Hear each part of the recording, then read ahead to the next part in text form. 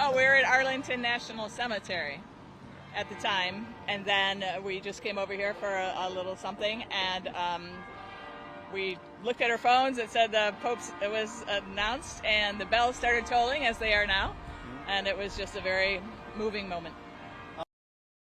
Well, first of all, he's the first USA Pope, and that's a great blessing for the United States of America, and I'm looking forward to him keeping our faith honest and glorious. And a little balanced out, I think, a little bit between the contemporary and traditional, so maybe a little bit more unified in a way. Again, we know a lot of traditional Catholics and then regular contemporary Catholics, and we hope this maybe make it a little bit more balanced.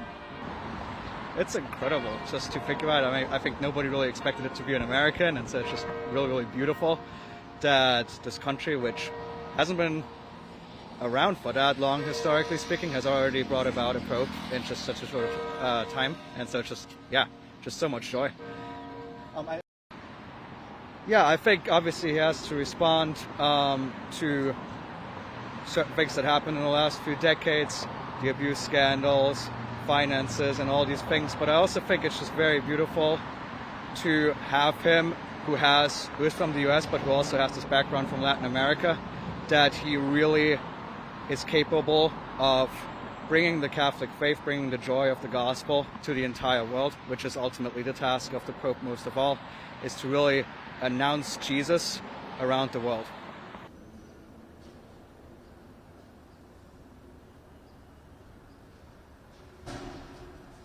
I think it's very exciting news. Also, the fact that to hear that he's an American, I don't think many of us expected an American Pope, but this is what the cardinals have decided, and I think it actually, hearing about Cardinal Prevost, now Leo XIV, a priest of Chicago, of the Diocese of Chicago, and now also bishop in Peru.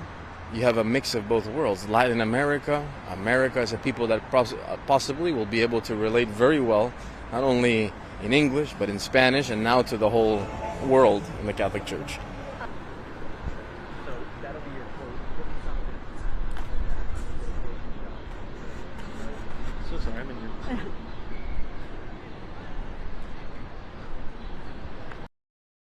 your... Surprise. I like to use that word because I've always said we have a God of surprises. And if there's one thing that I've seen today, it's a surprise.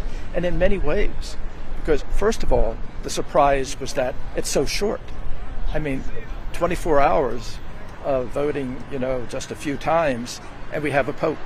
So that was a great surprise, I think. The second thing is, when they said he was an American. Well, we were thinking never an American. That just won't happen. United States is a power center, and so a little hesitant, so a surprise. And now, just then, I heard that he's taken the name of Leo XIV.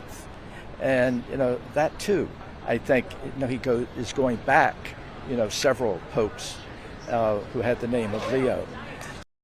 Leo XIII was a big one for social justice.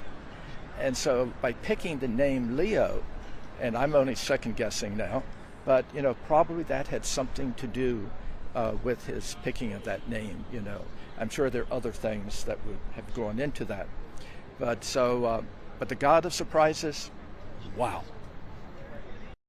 And my guess is that probably Pope Leo now is going to be stressing unity, I think, and to recognize that, even an American who can be elected Pope now, but can also recognize that we are all one. And so I think that can be a major factor now.